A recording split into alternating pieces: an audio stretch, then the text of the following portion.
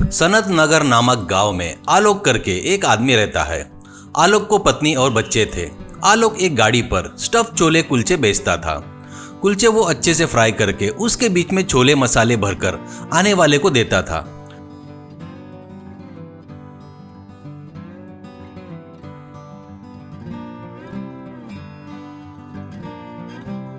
उस कुलचे के स्वाद के कारण उस गांव में ही नहीं, आजू बाजू वाले के गांव में भी उसका अच्छा नाम था।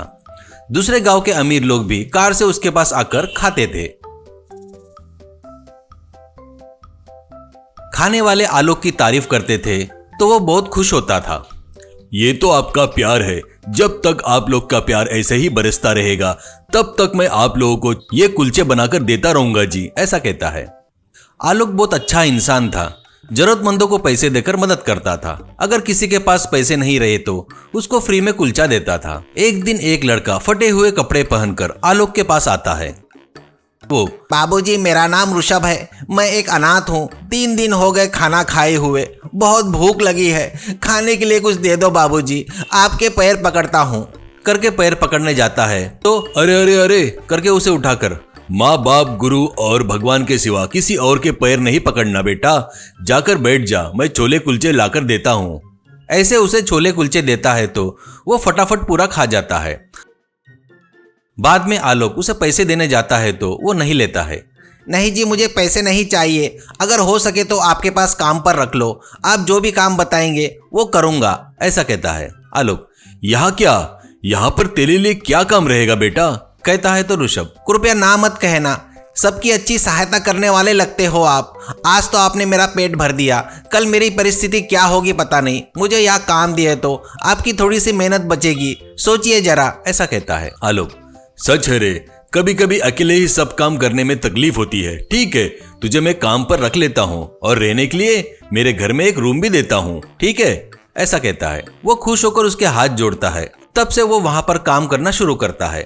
गाड़ी की साफ सफाई करना, झाड़ू मारना, प्लेट धोना, आने वाले को छोला कुलचा देना, ये सब करता था। कुछ दिन बीत जाते हैं।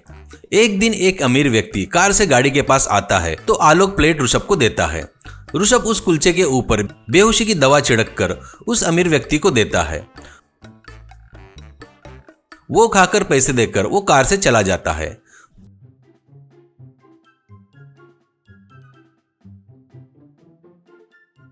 कुछ देर बाद ऋषभ, बाबूजी थोड़ा बाथरूम के लिए जाके आता हूँ, अर्जेंट है, ऐसा कहता है।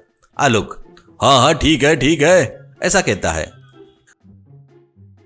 ऋषभ भागते हुए वो कार गए सो रास्ते पर जाता है। कुछ दूर जाने के बाद कार रोड के बाजू में रुकी हुई थी।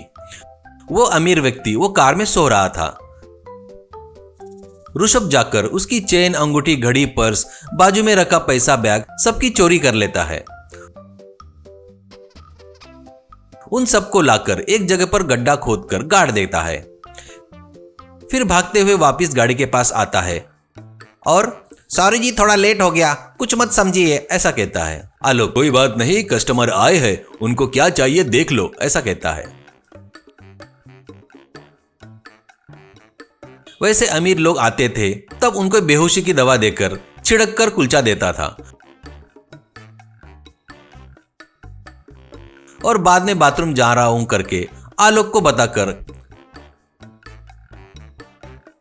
कार में बैठे के पास से महंगी महंगी वस्तुएं चोरी करके जमीन में इससे पहले गाड़ी वहां पर छुपा देता था। जैसे उसे कुछ पता नहीं वैसे गाड़ी के पास आ जाता था। एक दिन आलोक पत्नी से, इस बीच अपना ऋषभ बाथरूम के लिए घर पर आ रहा है, तू बनाया हुआ खाना उसको सूट नहीं कर रहा है शायद, ऐसा कहता है।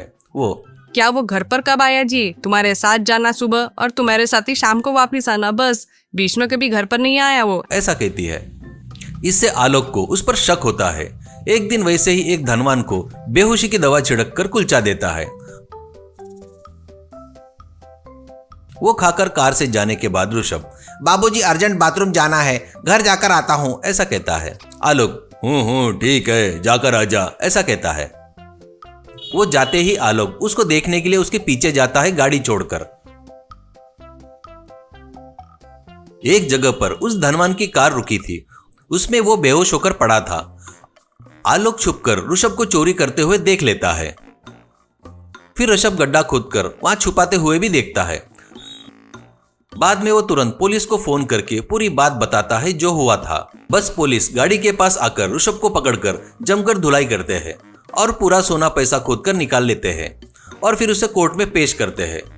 जज उसको कठिन कारागार की सजा सुनाते हैं। वैसे वो जेल में पत्थर फोड़ते रहता है।